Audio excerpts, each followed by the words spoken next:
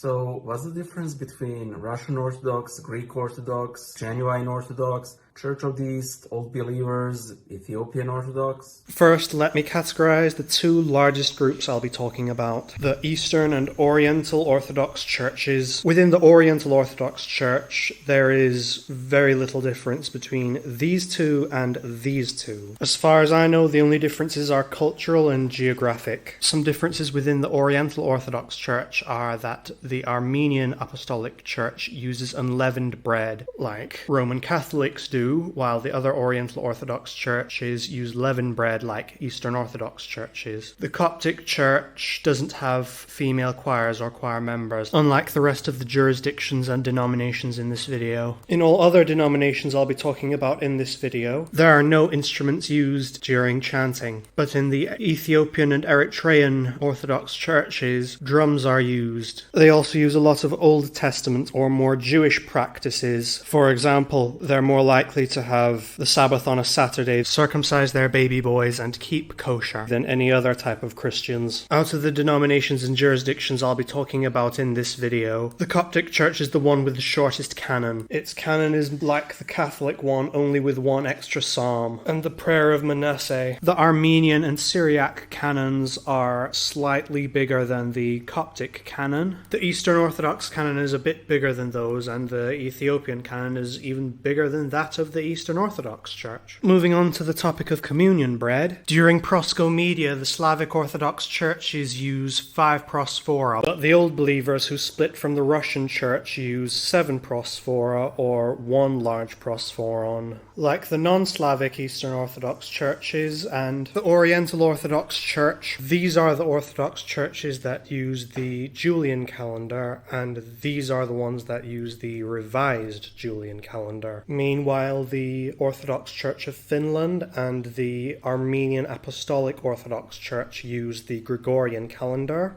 The remaining Oriental Orthodox churches use the Coptic calendar. The differences that would result from this are the length of movable fasts, since those depend on the framework of the calendar. Since the time between Pascha and Christmas can be shorter or longer, so those particular fasts fluctuate. The only fast that is constant in all calendars is Great Lent, because the method of calculating Paschalian is not up for debate. On to the Eastern Orthodox churches. In the Antiochian Orthodox Church, the congregation members will touch the priest's robe as he walks past, like the woman with the issue of blood, but none of the other Orthodox churches do this as far as I know. In Russian Orthodox churches, it's common to do confession right there during the service, when there are 2 priests. This is less common in Antiochian churches and even less common in Greek ones. Also in Georgian and Russian Orthodox churches, you typically stand for the whole service, but not in Antiochian or Greek ones outside of rural Greece. Another difference is that the sacrament of unction is offered far more often in the Serbian and Romanian Orthodox churches than in the Greek or Russian churches. Eastern and Oriental Orthodox recognize all the same saints that lived before the year 451, but many different saints since. A difference between different jurisdictions within the same group of Oriental or Eastern is that despite recognizing the same saints, they have celebrations for different saints. For example, the last generation of the Romanov dynasty are recognized as saints by all Eastern Orthodox churches, but are only a part of the celebrations of the Russian Orthodox Church. Someone who the Oriental Orthodox consider a saint that the Eastern Orthodox consider a heretic is Eutychus. But many will say that the disagreement Oriental and Eastern Orthodox Christians had due to Eutychianist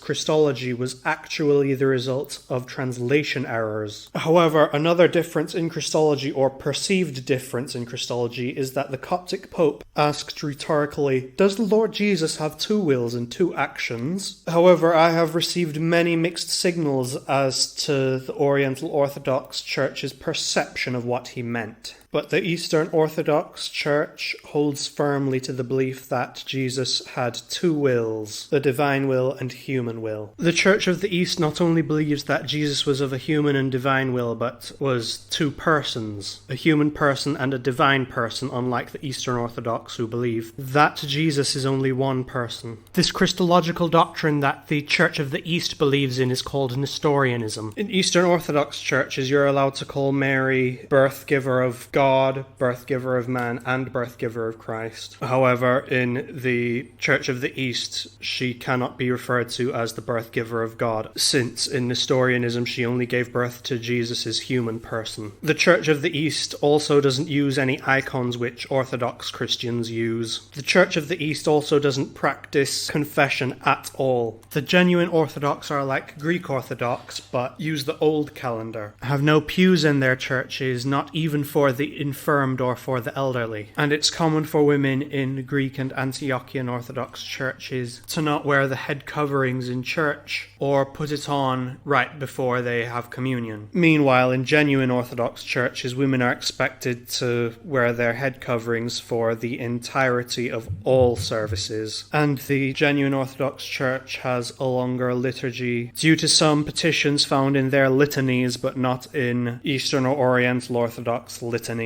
Another difference is that various Eastern Oriental Orthodox groups have agreements by which they can have communion together. Like the Antiochian Orthodox Church has an agreement with the Syriac Orthodox Church which outlines in what situations they can commune and celebrate with each other. The Coptic Church has an arrangement marriage with the Greek Orthodox Church of Alexandria, and by extension an intercommunion arrangement for married couples and their children in cases of mixed Eastern and Oriental Orthodox marriage. The other Eastern and Oriental Orthodox churches don't have official agreements, but case-by-case agreements instead. However, neither Eastern nor Oriental Orthodox can commune with genuine Orthodox. Moving on to the Old Believers, they put their fingers in a different position from Orthodox when making the sign of the cross. Old Believers only accept baptism when it is done by 3 full immersions. In Orthodoxy, if a body of water is unavailable for a full immersion, pouring water over the head of the person being baptized 3 times will suffice.